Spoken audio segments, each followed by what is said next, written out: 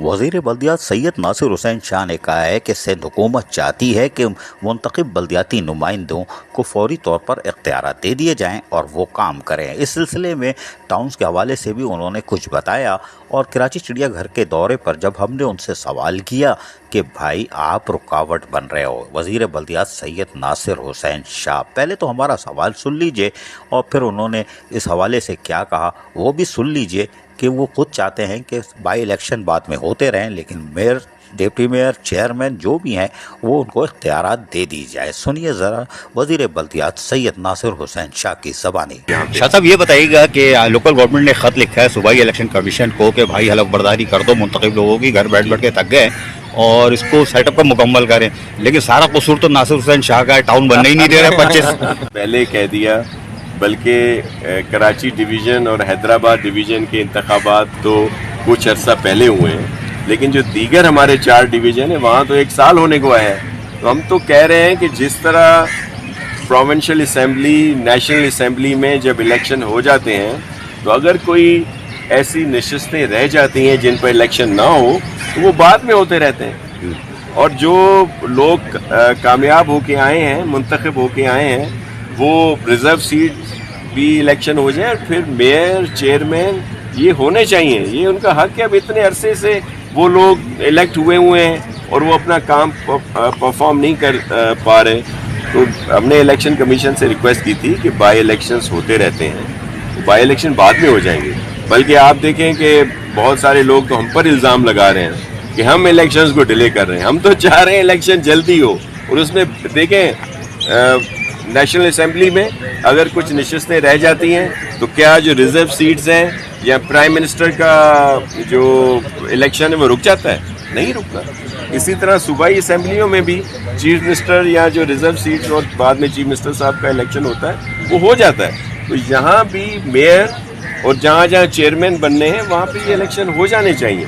तो हम तो अब भी कह रहे थे कि अभी फिर वो जो इलेक्शंस थे, जो बाई इलेक्शंस थे, जो सीटें रहती थी उनको फिर आगे कर दिया। तो ये तो फिर क्या होगा, 2-4 और अगर सीटें कम हो जाती हैं तो फिर उनका इंतजार करेंगे। तो मैं आज भी आपके तवस्सुत से ही ये दोबारा इलेक्शन कमीशन को रिक्वेस्ट कर रहा हूँ कि ये अनाउंस कर दिया जाए जो शेड्यूल है इस चीज़ का कि रिजर्व सीट्स और मेयर और चेयरमैन के इलेक्शन फौरी हो। देखें वो टाउन और सारी चीज़ें जो हैं वो हमने नोटिफिकेशन निकाल दिया है, लेकिन वो एक प्रोसेस होगा। हमारा ये है कि जिस तरह ये इलेक्शन कमीशन इजाज़त देती है इलेक्शन कराने की, जैसे होंगे तो वो जो हमारे मुंतखब नुमाइंदे होंगे, जो मेयर होंगे, जो चेयरमैन होंगे, वो खुद आकर बैठें और अपने बेहतर तरीके से बनाएं। सुना आपने।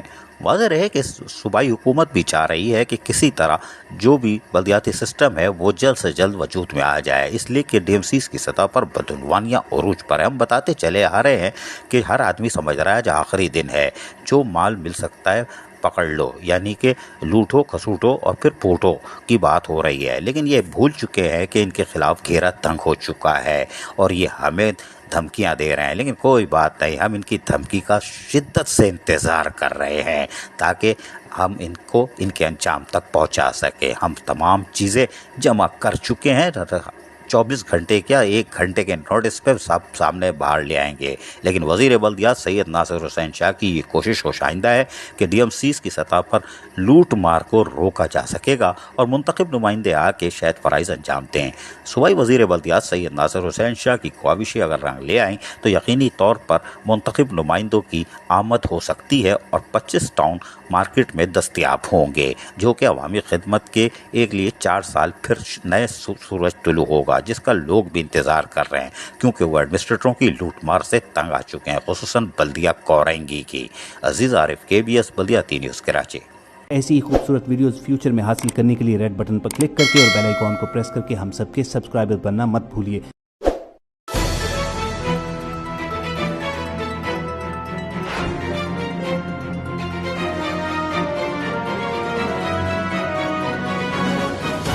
KBS बल्दियाती न्यूज़।